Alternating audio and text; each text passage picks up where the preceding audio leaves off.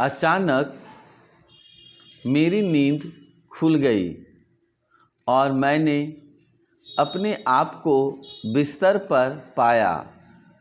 मैं वास्तव में प्रधानमंत्री होने का खूबसूरत सपना देख रहा था।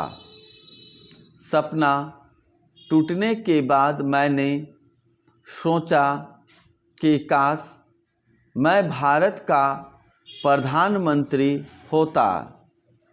एक बार फिर मैं देश के पूर्वोत्तर राज्यों और अन्य पिछड़े क्षेत्रों के संबंध में मैट को पुनः देखने के हमारे अनुरोध को मान लेने के लिए वित्त मंत्री महोदय को धन्यवाद देता हूं।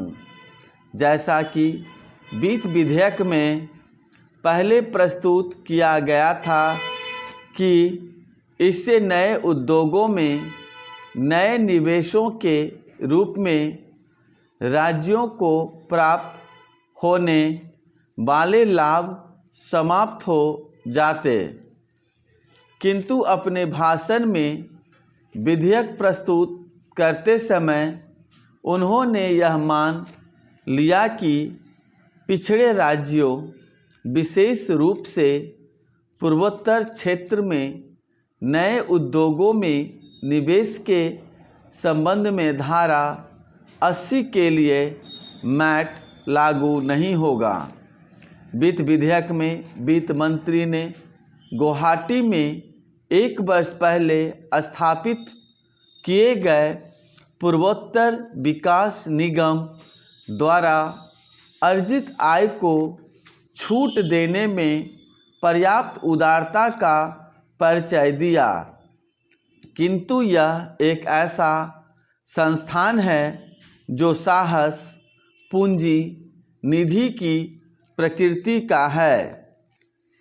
मंत्री महोदय, आप अगर यह समझते हैं जो मैं कह रहा हूँ वह आपके दिल में भी आ जाए, इसलिए मैं कहना चाहता हूँ कि अगर केंद्रीय सरकार यह समझती है कि वह अंग्रेज़ों की बारिश है, अगर वह समझते हैं कि हिंदुस्तान गुलाम है और गुलाम जनता पर अधिकार और सत्ता चला रहे हैं, तो इस कानून की ज़रूरत नहीं है।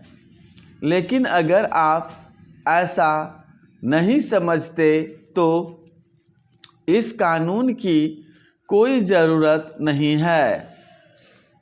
अंग्रेज़ों के लिए यह ज़रूरी था, उनकी सत्ता को कायम रखने के लिए यह ज़रूरी था, मगर हमको इसकी ज़रूरत नहीं है। हम आज एक आज़ाद देश हैं। हमारी जनता द्वारा चुने हुए प्रतिनिधियों का मंत्रिमंडल है। हमको इस कानून की ज़रूरत नहीं है। कई सदस्यों ने आज जो परिस्थिति देश में है उसके बारे में कई चीज़ें कहीं कि कितने नेताओं की हत्याएं हुई। हम भी नहीं चाहते कि ऐसा हो। श्रीमती इंदिरा गांधी की हत्या हुई, यह बड़े दुख की बात है। उस दिन हमारी आँखों में आंसू आ गए थे।